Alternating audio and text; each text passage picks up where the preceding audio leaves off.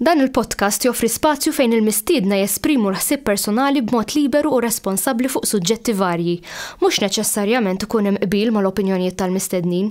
Għalhekk nistiednu lill-udjenza sabiex tevalwa l-argument miġjub u bl-ebda mod ma jsir attakk personali fil-kummenti. Hija l-intenzjoni tal-produtturi li dan il-podcast ikun spazju fejn il-libertà tal-espressjoni tiġi dejjem imħarsa b'responsabbiltà u b'rispett sħiħ.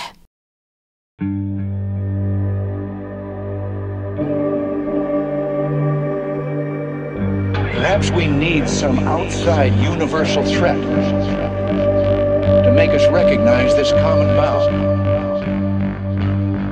I occasionally think how quickly our differences worldwide would vanish if we were facing an alien threat from outside this world. Grazie Alexiei. Rajnik fuq Shark Tank. Kan għanna bżonna, specialment l-lum.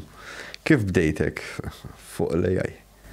Jien inni naħdem fl-AI iktar minn 20 sena. Ġifiri, bdejt istatajt minn mindu, kważi mindu kon żgħir. Tajjeb, ġifiri meta kon żgħir jiena, per eżempju, madwar Form 3, tafit meta tfal jażlu kelli jażla. U l-għażla kienet jew lej l-arti, jew lej l-computer. Ovvjament ir-raġuni li bl-arti ħafna drabi ma rnexxilek xtejx kont mort li l-computer. Xorta nħobbhom it-tnejn għadni ġifieri. U minn hemmhekk iddeċidejt li nistudja l-computer. Meta mbagħad wasalt l-università kelli nażel bil-computer science, l-artificial intelligence u soġġetti oħra tal-computing. Mort tal-artificial intelligence għal bosta raġunijiet, waħda minnhom hija illi jiena nħobb is-science fiction. Allura inti ħafna drabi ċertu affarijiet li tara fis-science fiction tajt nista' nagħmelhom u bl-artificial intelligence propju tistudja fuq dak l-aspett. Ġi kif tista' tagħmel computers intelligenti, computers li jifhmu ishom il-bnedmin tajjeb. Ġi dik kienet waħda mill-affarijiet li qarbitni lejn l-artificial intelligence. Però parti minn hekk ukoll naħseb hija l-parti tal-computer l-iktar kreattiva li inti qed tipprova ħafna drabi ngħid tipprova solvi problemi li m'għandhom soluzzjoni. Ma jfissirx li nsolvuhom aħna tajjeb jew l-inqas ma nsolvuhomx 100%, imma jekk issolvi 60% mix-xejn ukoll solvejt ħafna iktar milli kellek qabel. U naħseb dik kienet ir-raġuni għalfejn mort lejn l-artificial intelligence. U mbagħad iktar ma sirt naf fuqha u nistudja, iktar kienet xi ħaġa li ġibditni lejha u għadni sal-lum ġifieri entuzjast ħafna fuq l-artificial intelligence u anke qed naħseb it-tieni l-opportunità li nesplora u naħdem f'affarijiet differenti, xiġifieri. Pereżempju għandi proġetti kif semmejt inti fit-traffiku, għandi proġetti fuq l-edukazzjoni, għandi proġetti fuq is-saħħa, għandi proġetti fuq l-industrija. Ġifieri mhux kuljum qed naħdem ħaġa waħda fimt u għalija dik importanti li qed immisma' ħafna affarijiet differenti. Volderi l-AI, ovvjament l-AI sal-lum il-ġurnata għamlet avvanzi kbar u għed kompli tikber. Jisaf daqqa waħda fej kienet tagħmel pass jenna ta' 3 snin, tkun hemm avvanzi kollox daqqa jisu. Ħanajdlek ġraw numru ta' affarijiet, ġifieri inti tinsiex l-AI għandu iktar minn 70-80 sena llum il-ġurnata, ġifieri ma bdiċ il-bira, ħafna qabel ma twilit jiena wkoll. Isu l-ħsieb beda jiġi konkretizzat wara t-tieni gwerra dinjija. Għaliex tinsiex il-computers kienu strumentali biex tintrebaħ il-gwerra. U so wara dak l-avveniment għallu smax nistgħu nagħmlu aktar bil-computers. Sa fejn nistgħu naslu. Ġifieri minn hemmhekk beda l-intelligenza artifiċjali. Fil-fatt il-kelma AI ġiet ngħidu hekk ivvintata jew magħmula flimkien propju fin-1956 tista' taħseb. U minn hemmhekk beda dal-proċess kollu ta' studju fl-intelligenza artifiċjali. Però f'dawn l-aħħar 20 sena ġraw numru ta' affarijiet interessanti. Waħda minnhom hija l-internet. L-internet hija l-ikbar librerija li qatt kellu l-bniedem. Ġifieri li inti għandek aċċess għal dik l-informazzjoni kollha xi ħaġa li qatt ma ġrat qabel. U tinsiex l-internet qed tkompli tikber. Jekk inti tħares illum lejn l-internet, 90% tal-kontenut ġie kreat fl-aħħar sentejn. Ġifieri tista' timmaġina kemm qed tikber l-internet f'daqqa waħda. It-tieni ħaġa għandek ukoll is-saħħa tal-computers. Tajjeb, ġifieri llum għandek dik li ngħidu l-cloud, ġifieri computers b'saħħithom, in-naħa l-oħra tad-dinja ma nista' nużhom minn hawnhekk. Fimt allura dik it-tieni ċertu saħħa m'għandix għalfejn nixtri supercomputer hawnhekk jiena, ma nista' nuża supercomputer x'imkien in-naħa l-oħra tad-dinja. U t-tielet ħaġa wkoll ċertu avvanzi wkoll fl-algoritmi tal-intelligenza artifiċjali. Meta taqgħadhom flimkien, dak jagħmilha possibbli li llum għandna affarijiet nantiċipaw pereżempju l-karozzi li suqu waħedhom. Għandna ChatGPT u ħafna affarijiet oħra li llum ma tingawdu minnha u għalhekk qed nagħmlu di revival qawwija fuq l-intelligenza artifiċjali. Taħseb li b'din l-AI u ovvjament issa nibdew nużawha f'kollox. Ġiġa tuża f'kollox. Pratikament. Taħseb li jkollna bżonn iktar enerġija? Ija, żgur. Żgur. Ġifieri jekk inti tara pereżempju l-sistemi li jintużaw llum tipo ChatGPT u hekk, inti meta taqbad xi ħaġa bħal dik biex tagħmilha training ngħidu aħna biex titgħallem, di tieħodlok xhur. Ġifieri mhux ġimgħat jew ġranet xhur qed ngħidu, tajjeb ġi tista' timmaġina l-ammont ta' enerġija li għandek bżonn. U għalhekk ukoll anke ħafna minn dawn il-kumpaniji jinvestu wkoll anke f'data centers. X'ikunu jkunu kmamar jew binjiet kollhom computers u ħafna drabi x'jagħmlu huma jippruvaw jagħmluhom anke pereżempju viċin jien naf xmajjar. Tajdli għalfej xmajjar, għalġiex raġunijiet. Waħda minnhom illa li ġdaw jipproduċu ħafna sħana. Allura trid biex inti tikkul jom, tajjeb, però anke minħabba l-hydropower biex huma jużaw l-enerġija tal-ilma stess. Ġifieri llum hemm ħafna minn dawn l-issues, però apparti minn hekk ukoll naħseb ħanaraw trend illi dawn il-modelli l-kbar jibdew jiċkienu. Ġifieri minnaw ftit tal-ġimgħat oħra l-Apple għandhom event importanti fejn ħajħabbru xi ħaġa kbira fuq l-intelligenza artifiċjali. U jien naħseb waħda mill-affarijiet li ħajħabbru hija li inti issa daw il-modelli ħajkunu fuq il-mobile tiegħek. Ġifieri m'għandek bżonn issa tqabbad ma' xi kompjuter naħa l-oħra tad-dinja, imma mill-mobile tiegħek stess tkun tista' taċċesshom ukoll. Astja, interessanti. Ovvjament għad spekulazzjoni tajjeb, imma l-hemmhekk naħseb mixin. Ġifieri kollok qisu supercomputer f'idejk. Ħana l huma li jagħmluh tant effiċjenti li provaw naqsu s-size tiegħu biex joqgħod fuq il-mobile tiegħek. Plus il tinsix l-Apple investew ħafna fiċ-chip. Allura għandhom chip tal-intelligenza artifiċjali, ġifieri direzzjoni l-hemmhekk sejra, issa jekk issirx f'Ġunju jew iktar tard ma nafx. Kemm taħseb li tista' tkun ta' problema li quddiem? Ħanajdlek l-AI hija għodda. Taħdem kontrina ħanejtek. Nasib importanti li ma nħarsux leha mill-lat ta' jinnaf Terminator jew daw Skynet. Skynet, eżatt. Inti tinsix ħafna mill-informazzjoni kollettiva tan-nies ġejja minn Hollywood fuq l-AI. Ġemt allura għalhekk l ħaġa tiġik moħħok isma' ġej robot joqtolni, tajjeb. Biex naslu għal dawk tfadal ħafna ġifieri t-teknoloġija llum mhix dak l-istat, tajjeb. Ġifieri kieku kelli nirrispondi r-risposta id-domanda tiegħek ngħidlek le bħalissa. Ma jfissirx li fil-qudiem ma ċiġri, ma nafx se jiġri tajjeb, imma bit-teknoloġija li għandna llum żgur li le. Ġifieri għandna safe issa. Għalissa Eżempju, għax il-ħaġa taf x'inhi jiena nemmen li xi ħaġa tajba li għaj. Imma mbagħad naħseb jaf twassal l-affarijiet oħra tipo jien naftejt tibda tarana ta' ħanejtek ħanuża l-kelma kanser tad-dinja, fimt? Ħanajdlek, inti l-AI l-onet hija għodda, tajb naħseb importanti ħafna li n-nies jifhmu li l-AI l-AI persuna la għandha jinnaf ħolm jew aspirazzjonijiet hija għodda, tajjeb. Ma kieku jiġi sentient. ħanassal għalija. Imma għenet il-premessa li għodda, tajjeb, mela lek jekk għodda jiddependi issa ħafna kif sa nużawa. Mela nistgħu nużawa għat-tajjeb, jinnaf mandi karozza u ħatħodni minn post A għal post B. Tajjeb, nista' nużaw il-ħażin. Ġifieri qed naraw x'qed jiġi fl-Ukrajna pereżempju, jużaw drones daw li jużaw l-AI, nafu bihom. Mela daw x'jagħmel da jibgħatu f'post joqgħod idurek kif isib il xi ħadd plum, jaqbad u jisplodih. Mingħajr ħadd ma jgħidlu xejn. Ġi daw ilhom jintużaw daw drones, jintużaw Sirja, propja bdew jintużaw l-Libja l-ewwel darba daw drones. Ġifieri tista' tuża għatnej li huma tajjeb.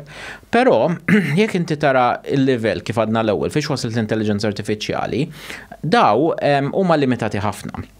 Ġifieri għadna ma wasalniex sal-livell tas-sentience, tajjeb. Ovvjament ma nafsa jiġri narġa' ngħidlek dak, imma bit-teknoloġija tal-lum għadna l-bot minna. Il-problema tiġi jekk xi darba naslu għas-sentience, tajjeb, ġifieri f'dak il-punt x'jiġri. U fil-fatt iktar mis-sentience jiena li tinkwetani hija dik li jgħidu la singularity. Tajjeb x'in is-singularity? Singularity hija dak il-punt fl-ambitu tal-intelligenza artifiċjali li l-AI jibda jimprovja lilu nnifsu. U tant jimprovja lilu nnifsu illi jaqbes anke l-livell ta' bniedem. U mbagħad at that stage sa jiġri. Tajjeb? Ma nafx se jiġri at that stage. Però nerġa' ngħidlek bit-teknoloġija tal-lum mhux se naslu hemmhekk. Però ma nafx għat jiġri, per eżempju xi ħaġa li naħseb tista' tikkontribwixxi għal dija dawk li jgħidulhom il-quantum computers. Tajjeb? X'inhu huma dawn huma computers illi huma bbażati fuq teorija tal-quantum physics. Tajjeb? Issa id-differenza bejn daw computers normali hija waħda jew waħda l-iktar importanti ħanaqilek għax hemm ħafna differenzi. Mela, il-computers normali inti jaħdmu b'dak li ngħidulu binary. Binary ġifieri isu switch on jew off, tixalu jew titfih, tajjeb. Il-quantum computers jaħdmu fuq livelli ta' tlieta, ġifieri għandek on jew off, ġifieri immaġina switch, mixawl jew mitfi, però għandek state ieħor li huwa dak li state li ngħidulu on u off. Mela immaġina dan is-switch inti tista' jew titfih, jew tixalu, jew titfih u tixalu f'daqqa. Alright? Ġin naf li mind blowing imma fil-livell tal-quantum dawn l-affarijiet jiġru, tajjeb. U inti meta għandek dawk it-tlet states, dak qed iżidu ħafna is-saħħa tal-computer inti. U ħantik eżempju għax illum jeżistu quantum computers, però dom mhux aċċessibbli għal ħafna nies. Il-Google u anke xi riċerkaturi Ċiniżi kienu għamlu esperiment daw supercomputers. Da qabdu matematika qabdu formula tal-matematika tawa lil wieħed minn daw supercomputers biex isolvija, tajjeb. Mela supercomputer normali, ġifieri li mhux quantum, isolvija ġo madwar 10,000 sena. Alright, daqshekk idum biex isolvi dil problema. Quantum computer isolvi l-istess problema fi 3 minuti. Alright? Ġiet tara differenza ta' saħħa bej computer normali u quantum computer. Għalhekk ma tispjega l-ħaġa fejn iċ-Ċajna jużaw da quantum computers biex jistudjaw il-UFOs. Ma nafx qed jagħmlu, però hemm ħafna li qed jużaw il-quantum computer. Ġifieri Google għandhom wieħed, il-Facebook naħseb għandhom ukoll. Fimt hemm ħafna riċerkaturi. Imma s-saħħa hija enormi tal-quantum computers. U għalhekk narġa' ngħidlek la darba daw isiru available ma nafx jista' jiġri, għax b'dik is-saħħa kollha ma nafx l-algoritmi tagħna fejn se jmorru. Is-sistema li ħloqt int fiex tikkonsisti eżatt?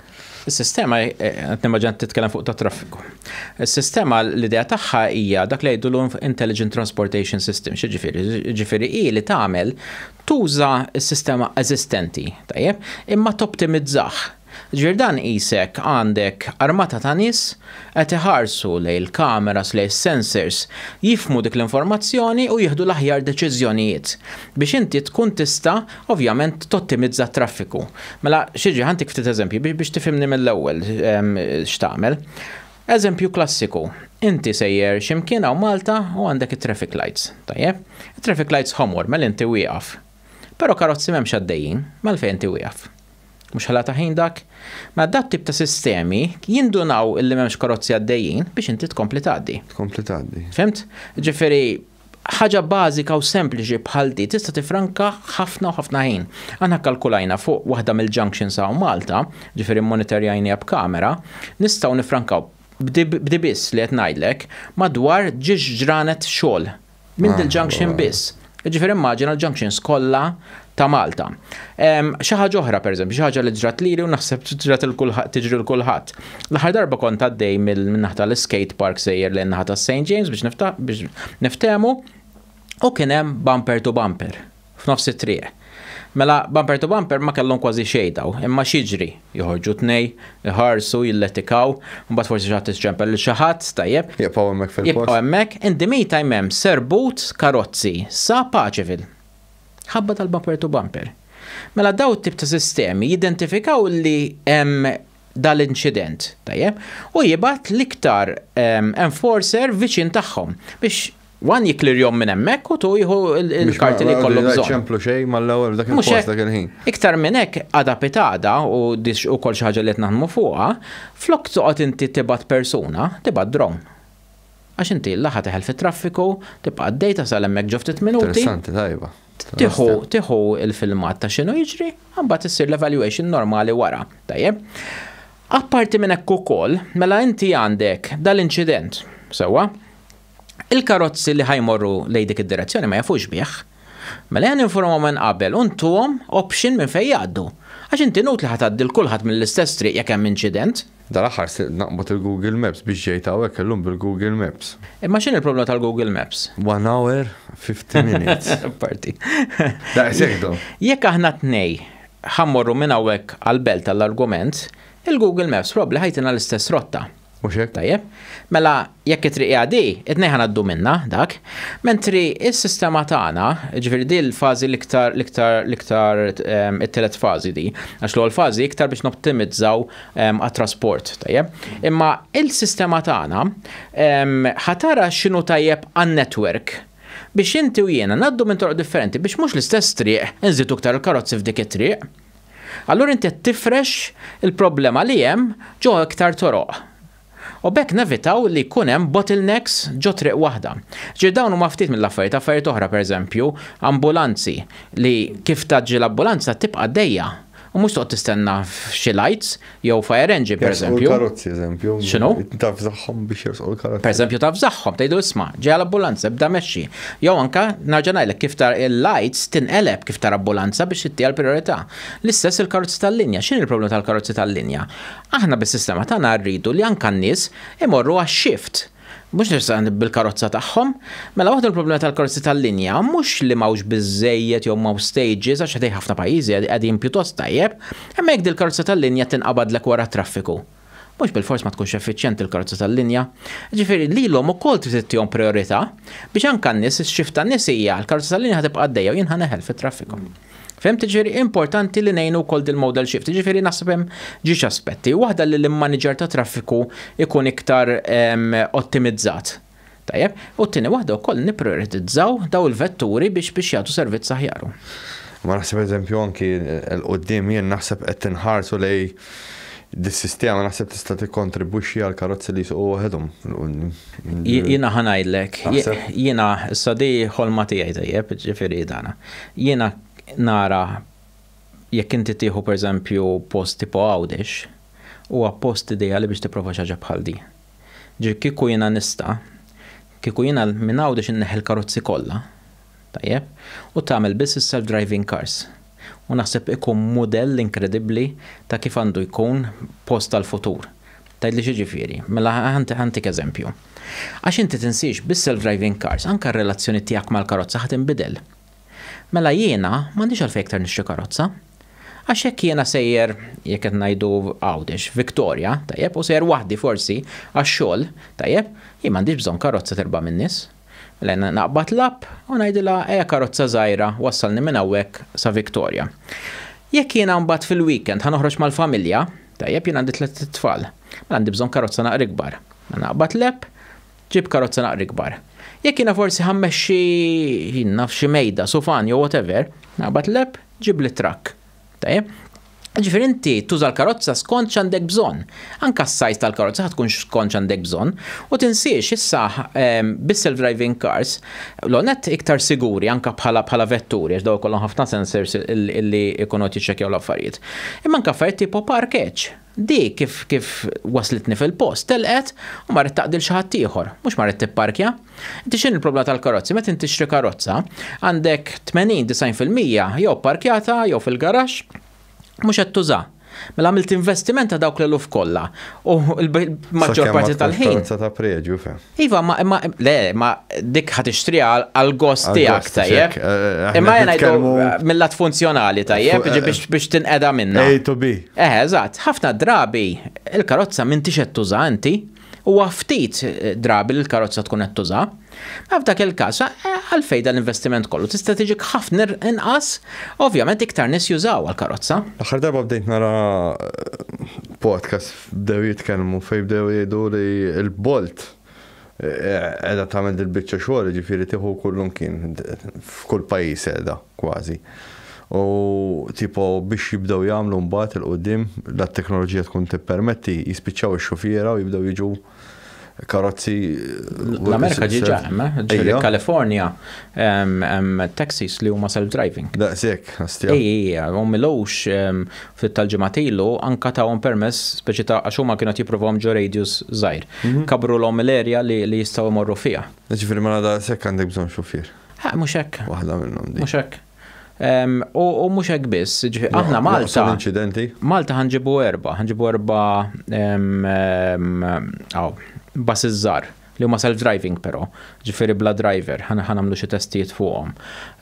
Imma anke tinsiex ir-relazzjoni tiegħek mal-karozza tinbidel, x'jiġifieri. Mela jekk inti ser minn post tal ieħor, illum x'tagħmel? Tpoġġi u tħares il-qudiem? Għadha pedada m'għandekx għalfejn tħares il-qudiem.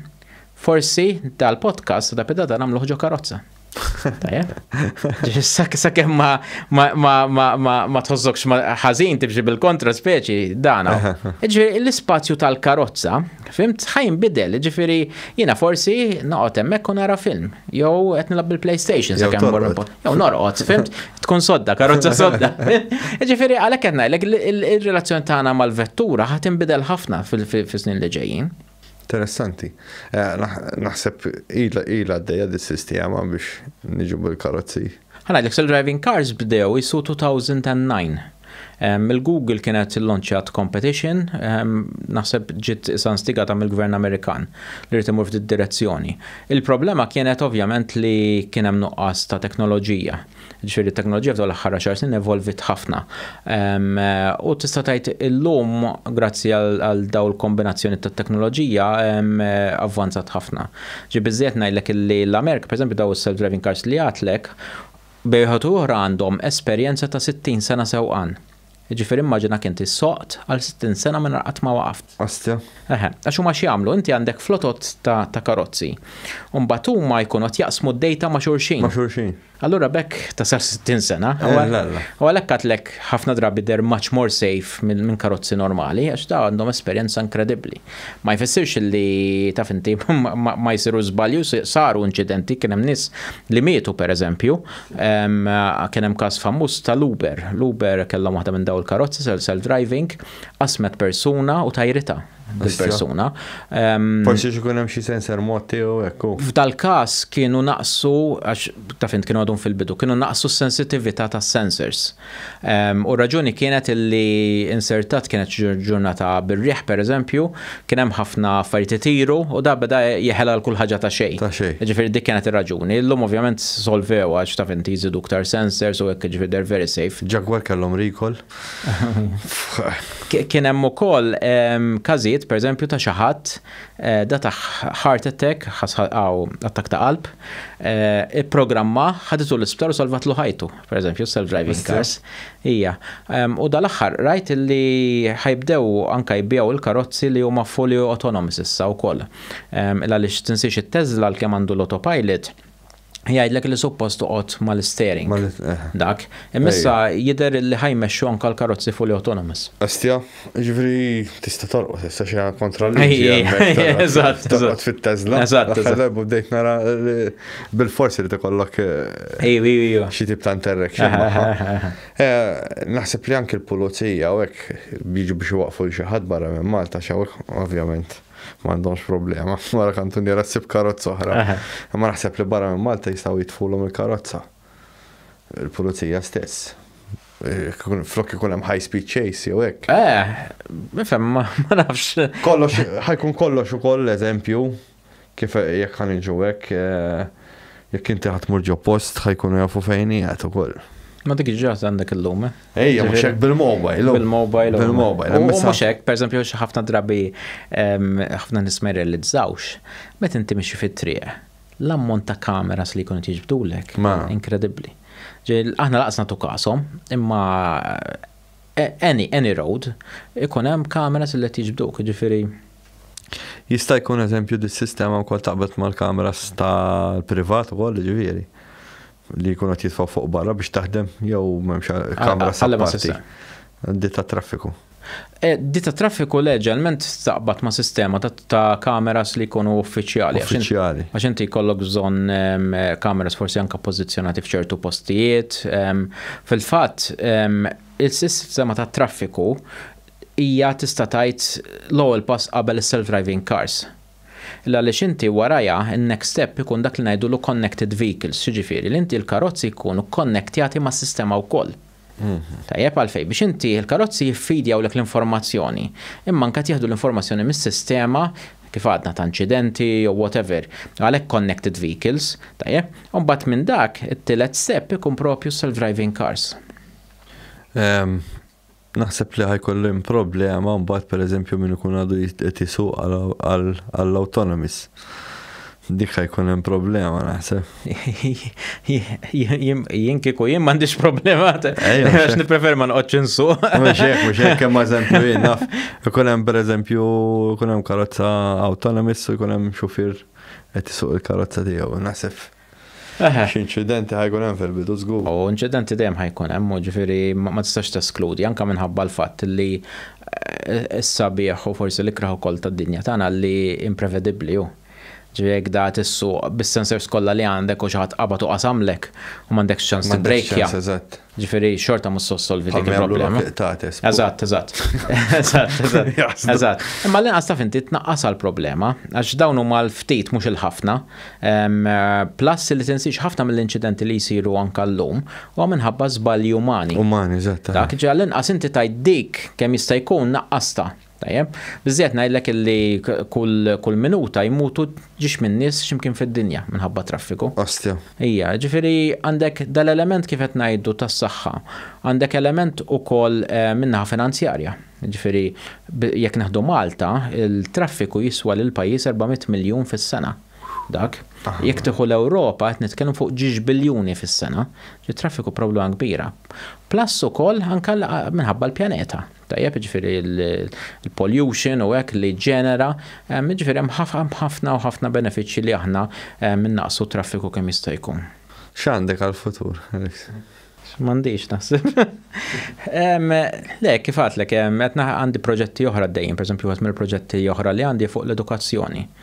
Mela l-proġett tal-edukazzjoni li huwa flimkien mal-Ministeru tal-Edukazzjoni, dak krejajna app għat-tfal fl-iskola fl-aħħar 3 snin tas-skola primarja u daw l-app tgħinhom biex jagħmlu l-exercises tal-mezz. Tajjeb? Allura x'jiġri? Immaġina inti t-teacher u tgħid il-lesson normali. Tajjeb? Meta konna tfal, it-teacher kienet tgħidlek isma' issa mur page 20 u kulħadd jagħmel dal-exercise. Tajjeb? Mek forsi inti vera tajjeb fil-mezz, jiena vera batut, kif ħanamlu l-istess exercise? Tajjeb? Mela bis-sistema tagħna li jiġri issa, it-teacher kif tlest il-lesson tafas bottuna fuq it-tablet tagħha u tibgħat exercises lil kull tifel u tifla però kalibrati skont l-abiltajiet tagħhom. Tajjeb? Astja. U dissir permezz tal-intelligenza artifiċjali. Allura x'inti vera bravu, inti ħajtik exercises ibsin, tal-livell tiegħek ovvjament. Tal-ostja. Tajjeb? Jiena li batut fil-mezz ħanibda minn wisfel. Mela kulħadd ħebda mill-livell tiegħu, ħanibdew tilajn flimkien. Biex at one point jaslu flimkien. Mhux neċessarjament kulħadd ħażal flimkien, imma l-inqas jiena mhux tajt li qalbi mill-ewwel għax jiena tajtni exercise minn hawn u ma nistax nibda minn hemmhekk. Ġifieri dik is-sistema li qed naħdmu fuqha. Tajjeb, tagħmel sens il-ħaġa. Le, u l-iktar hemm ġiex vantaġġi kbar. Għandek il-vantaġġ ta' dawk it-tfal li ngħidulhom il-gifted, tajjeb, li huma vera tajbin. Għax daw ħafna drabi ma jkunux challenge fil-klassi. Ġifieri daw ovvjament iridu jkomplu mal-mainstream, tajjeb u jimxu mal-oħrajn. Mela aħna nippruvaw minsusuhom biex imorru aħjar, anzi, dak. U mbagħad għandek ukoll dawk it-tfal li huma l-iktar l-isfel. U daw ħafna drabi kif qed ngħidlek jaqtaw qalbhom. Għaliex ovvjament mhux qed ilaħqu mal-oħrajn. Dak. Permezz ta' di aħna wieħed mill-istudjiet li għamilna sibna li daw it-tfal jimprovjaw 35%. Dak li huwa pjuttost sostanzjali. Dak. Ġifieri ħanajdlek di bħal sistema qalbi ħafna għaliex propja bdejta meta kont qed ngħin it-tfal tiegħi jagħmlu l-homework. U di kont kellhom xi ħaġa tal-mezz niftakar u kont għamilthom xi ħaġa malaj fuq l-Excel u daw vera ħadu pjaċir biha. U għattara tfalti għandhom lili, dawk it-tfal li m'għandhomx ġenitur li jista' jsegwihom se jagħmlu. U minn hemmhekk bdiet, ġifieri hija sistema l-qalbi ħafna, ġifieri nistgħu ngħinu tfal. Tista' eżempju mhux fil-mezz biss tista' tużaha f'kull kamp ieħor. Ġifieri bħalissa wkoll niddiskutu biex anke nespandu għal suġġetti oħra. Ġifieri that is in the pipeline, tajjeb, semmejt li l-futur. Għandi proġetti ieħor interessanti fuq pain, l-uġieħ. Tajjeb. Mela immaġinak inti għandek uġieħ f'saqajk, tajjeb? Kif tħossu dal-uġieħ? Ma għandi xi ħaġa f'saqajja, da ħajmur sinjal lejn moħħi, u moħħi ħajd li isma' inti għandek uġieħ ta' 6, 7, 8, ma nafx dak. L-interessanti li jekk aħna tnej għandna l-istess uġieħ, inti jaf tħossu 8 u jiena finħossu 6. Għax l-uġieħ huwa xi ħaġa personali ħafna u kulħadd għandu tolleranza differenti għall-uġieħ, tajjeb? Allura aħna x'għamilna?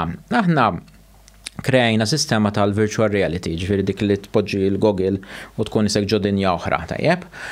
U di permezz tagħha li nagħmlu mhux qed infejqu l-uġieħ, imma qed nagħmlu distraction tal-uġieħ, ġifieri jiena qed naljenak mill-uġieħ.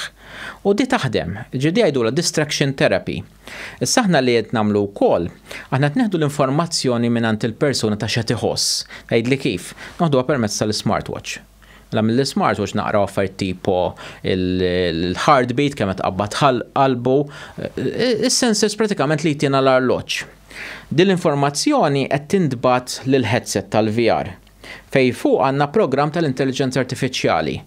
U dan inti issa qed tilab logħba u da tibiddel il-logħba skont dak li tħoss in real time, jiġri dak il-ħin. Tajjeb biex inti tkun immers kemm jista' jkun fil-VR. Ġifieri da jisu pain reliever għal dak il-ħin. Eżatt.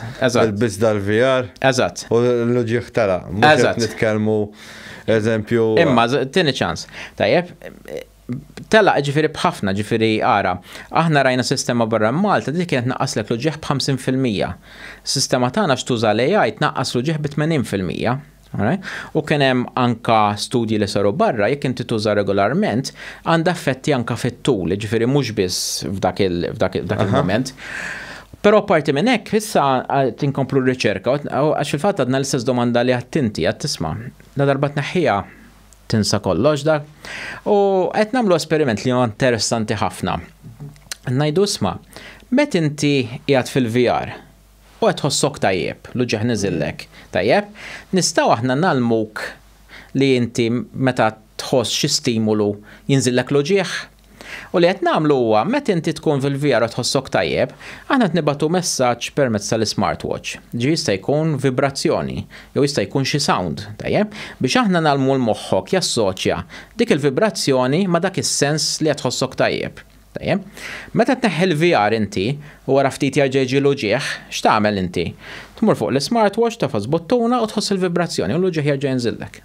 Assja, interessanti. Le ħafna interessanti, ġifieri meta tibda tara dawn l-affarijiet fil-moħħ tal-blieħ, ġifieri.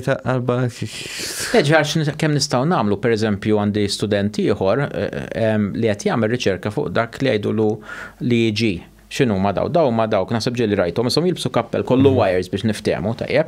Aħna għandna sistema minnhom illi sempliċement kien tpoġġiha fuq rasek isa bend, tajjeb dis-sistema. U aħna naqraw il-waves ta' ġo rasek, alright? Ġifieri issu nippruvaw nifhmu x'qed taħseb inti, tajjeb. Għajli għalfejt tamluha biex tkun taf x'naħseb, ngħidlek le mhux għalhekk. Qed nagħmluha għaliex aħna qed nippruvaw nagħmlu sistema biex ngħinu l dawk in-nies li huma paralizzati. Inti hawn ħafna nies li ġisimhom ma jistgħux jiċċaqalquh u jixtiequ jikkomunikaw, għaddej minn frustrazzjoni kbira biex jikkomunikaw. Ma jkun moħħhom tajjeb. Jkun moħħhom tajjeb. Mela inti permezz ta' di tista' dak li qed taħseb il-kompjuter mbagħad jaqilbu ġo kliem u bekk ikun jista' jikkomunikaw. Ġifieri dik ukoll xi ħaġa li qed naħdmu fuqha. Li rajt li qed jagħmlu fuq l-annimali fuq tippruvaw dolphins jaraw x'inhu ma jgħidu.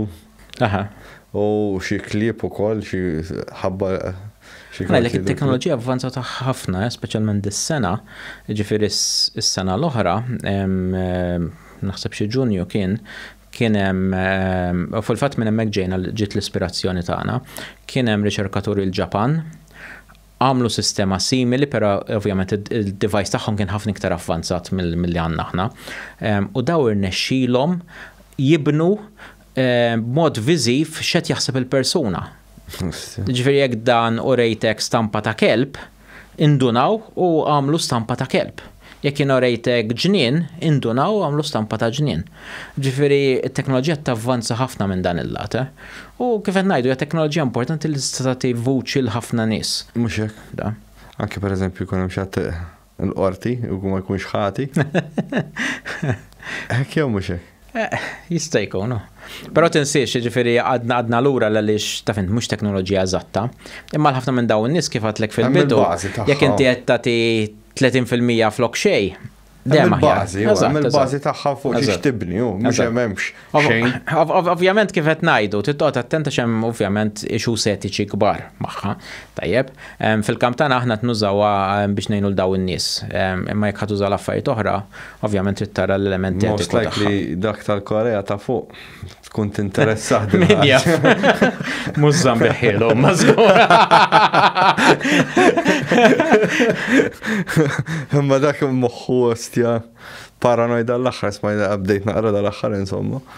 X'kont se ngħidlek, taħseb li dit-teknoloġija tal-AI jista' jkun li hemm xi pajjiż li għandu ħafna aktar avvanzata milli żgur qed naraw f'idejna. Infatti dik it-tik problema li għandna, differenti problema li għandna li anke aħna bħala kontinent ħdej l-pajjiżi l-oħra maħniex daqshekk avvanzati. Ġifieri jekk inti tara affarijiet tipo ChatGPT, issa l-Microsoft għandhom il-Copilot, sem oħrajn, Claude, whatever. Dak daw ħafna minnhom ġej mill-Amerika. Ġifieri huma ħafna iktar avvanzati minna.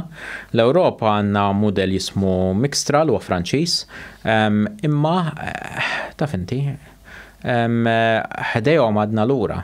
Mbagħad hemm f'postijiet oħra tipo ċ-Ċina pereżempju, ċ-Ċina ħafna drabi nafu li għandhom modelli avvanzati, però ma tantx għandna viżjoni viżibilità ta' xemm m'hemmx, għax ovvjament biċ-Ċiniż u mhux dejjem nifhmuhom, allura sekk mhux affarijiet li ħatuża, imma nafu li l-modelli tagħhom ukoll huma avvanzati.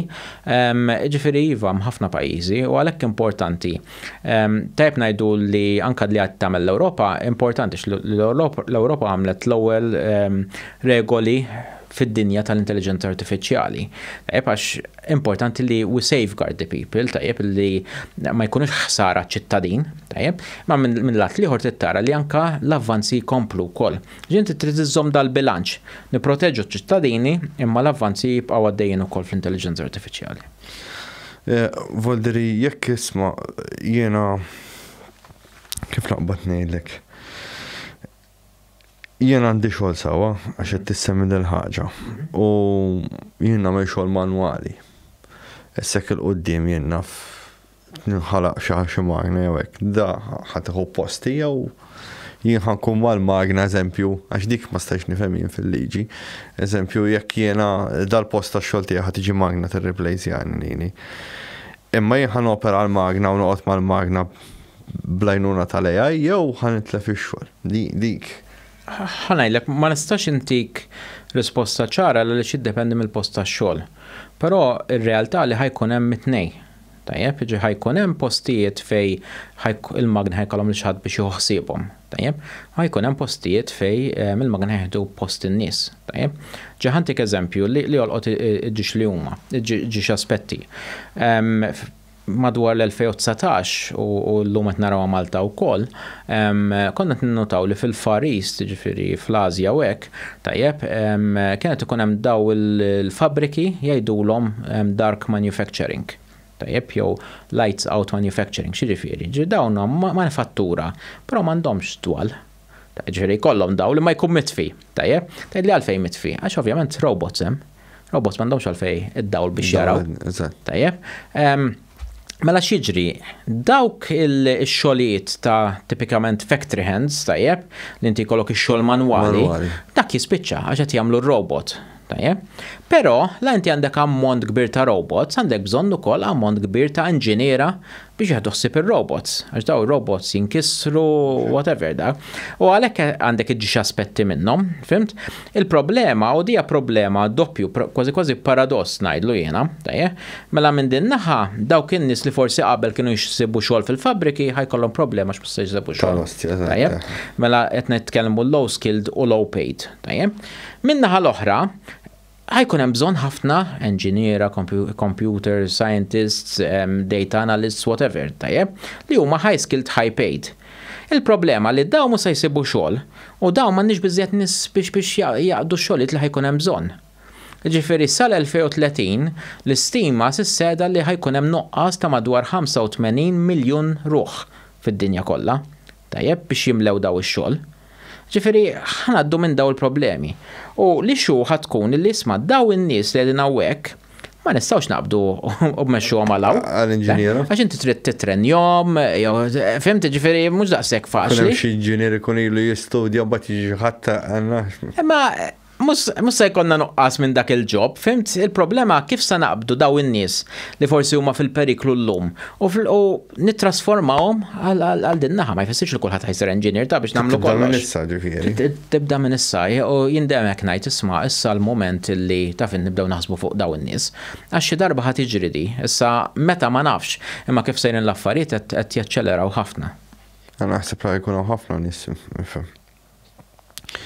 Jien jekk ma ġannix nidej il-magna, preferi naħdem magna ħanejda, għax ikun hemm min iġġalek tidej, ma insomma. Imma naħseb jiena xogħol ta' magna, eżempju, xogħol ta' idej bħala ġina u hekk ma tistax tieħu over magna bil-fors. Biex tkebbeb ħobż bil-fors bl-idej. Però l-lum hemm magni wkoll. Ma jiġix sew. Ma jiġix l-istess, vera. Assolutament. Ġifieri qed tissemmix ħasma l-bass. Ma ħanajdlek, trid taraw wkoll, għax tinsiex, u probabli ħatajdli għandek raġun. Kemm hawn min qed jaspira għal dak il-ġob illum il-ġurnata? F'xejn. Ħadd problema kbira. Hu pereżempju l-agrikoltura, mhux problema oħra l-agrikoltura. Mhux hekk qed taħdem bl-immigranti. Imma iktar faċli taħdem bil-magni. Ġiri, inti l-lum il-magni fl-agrikoltura ilhom ħafna. Ma fl-agrikoltura u xorta tittoqgħod attent ċertu affarijiet ġiri tkellimt ma' xi ħadd li juża l-inġenji u hekk moderni. Iva. Tittoqgħod magħhom xorta, ġifieri. Ukoll. Imma inti sekk taqta' ċertu tbatija minn dak ix-xogħol. Imma l-qudiem naħseb li jaf naslu f'punt fejn l-għalija jibda jersaq il-bidwi naħseb. Probabbli, ifhem, l-Amerika ġiġa din hekk. Ġifieri inti meta jkollok eliq kbar, kważi impossibbli jkollok bidwi magħhom. Fimti għax jagħmluk investawlek fil-magni, ħafna minnhom ikunu self-driving ukoll għax inti bis-satellita taf eżatt kif mixja l-magna u tikkontrolla b'mod remotu. Ġifieri l-agrikoltura tal-massa hekk taħdem, ma taħdimx bin-nies. Bħalissa biex tixi daw il-magni u hekk u l-inġenji jiswew il-flus anke l-karozzi. Taħseb li ma' żmien jinżel il-prezz tagħhom. Ġġet narahom jinżlin, ġifieri t-teknoloġija tar-robots imxiet ħafna, ġifieri llum u rajna kemm il-darba anke dis-sena. Għandek ħafna daw ir-robots li huma humanoid, ishom persuna. U għalkemm forsi għadhom expensive, però naraw li l-prezz tagħhom nieżel. Tal-karozza differenti però, ġifieri għaliex ħajkun hemm iktar karozzi b'daw l-aċċessi, ġifieri llum anke tixtri karozza normali. Għamminnom jiparkjaw l waħedhom, għamminnom dak il-sensor jekk ħataħbat jew da, ġifieri ġiġat naraw dit-teknoloġija diħla tkun iktar aċċessibbli, però tinsiex li darba naslu self-driving cars. Nerġa' ngħidlek, inti l-karozza ma tagħmel sens tkun tiegħek. Fimt inti qed tuża biss għal dak il-ħin. Issa kajjat bolt għall-argument tajjeb, imma m'għandix driver. Imma jien eżempju biex tħajjarni dil-biċċa xogħol, għantik eżempju ta' jien ħalla 750 liċenzja u insurance. Jekk ma tiġini xinna f'mbagħad nikkonsidraw il-petrol u affarijiet. Imma żomm inti tixtri għal gost. Le, ma jien jekk ma tkollix kif qed naħseb jiena ta' jekk jien eżempju ħadd iswini 5,000 di fis-sena qed neżaġera ta' bejn insurance, petrol u ħsarat u affarijiet oħra. Jien jekk ma tiġini jekk pereżempju l-fit tkun ta' 6,000-7,000 ta' sena għax nimmaġina jkun hemm pakketti ta' sena sieħa ovvjament. Ma tistax tkun hekk. Illa lix jekk inti immaġinak inti tajjeb qed tieħu waħda minn daw il-bolsi u whatever xaw tajjeb. Inti ħafna mid-drabi l-iktar. Mhux werti tal-hija. Le, alright, imma l-iktar bitch expensive huwa ovvjament il-driver irid jgħix. Mhux hekk. Issa f'da mhux se jkollok driver. Qed tifhem allura l-costs ħajkomplu jinżlu. Xort għandek il-wear and tear u. Iva, mhux hekk, imma dik over a number of years. Plus li tinsiex inti qed tuża l-karozza ħafna iktar issa. Illa li inti mhux int biss qed tuża ma tużaw nies oħra. Fimti ġifieri l-cost żgur ħajnżlu biha, żgur iktar. Żgur. Ġifieri mhux ħad ikun xi somma eżaġerata għall-ostja. Le. Lek, tagħmel sens kieku. Le. Għax għandek inqas pejjeż, fimt plus hekk jien naf jekk qed ngħidu sma' eventually ħammorru għall-iktar karozzi elettriċi u hekk inti tuża renewable. Jien naf pereżempju jiena għandi karozza electric, niċċarġja ħafna minna mhux kollha, ma ħafna minna niċċarġja bis-solar panels li għandi d-dar bil-fotovoltaik. Dak. Ġifieri assaċ jiena mhux qed inħallas il-fuel, fimt, għax qed noħodha mix-xemx. Ġi daw ħajsiru iktar possibbli u daw l-affarijiet. Skont, mbagħad sib ma jkollux il-faċilità ta' solar panels u affarijiet oħra. Iva, ma inti tinsiex il-karozza naġġanajt ma tkunx tiegħek. Eżatt. Fimt? Mbagħad mela rridu naħsbu għal solar fields. Mhux hekk. Jew sistema ta' elettriku li mhijiex mis-solar panels, hemm sistema ħafna aħjar. Pereżempju. Tal-baħar hu. Kinetic energy tal-wave. Eżatt. Fimti ġidda kollha possibbli u tinsiex ukoll li pereżempju l-lum ġiġat jesperimentaw barra għaw anke toroq li ċarġawlek il-karozza. Kif? Ġenti meta inti għaddej bil-karozza, bil-karozza elettrika ovvjament, tkun qed tiċċarġja inti u għaddej. Alright. Tajjeb, ġifieri xi triq. Bħal alternator. Qisu, ma nafx kif taħdem. Imma inti ma dekx il-problema tal-karozzi elettriċi llum li titqabbadhom mad-dawl u tistenna xi 6 sigħat seba'. Anki pereżempju sistema ta' ħareġ bija Tesla kif jafas fuq it-trakkijiet is-semajs kif jafas il-break dik il-break jitrasferixxi għal enerġija. Regeneration. Aw ħafna minnhom tiegħi pereżempju għandha. Nafs il-break jirreġenera u jtin il-batteri. Allum ma tiqgħet iħarsu ħafna lejn dawn l-affarijiet u naħseb tavvanza pjuttost malajt teknoloġija. Xorta nippreferi dak il-ħoss brum. Imma dak imbagħad ikun ir-ringtone tal-karozza, fim tiddownloadjah. Tkun naqra hekk. Issa qed tagħmel il-PlayStation għall-ostja. Mela, Alex, grazzi ħafna ġbin. Grazzi lilek. Forsi nerġgħu narak għall-futur. Bil-qalb kollha. Thank you.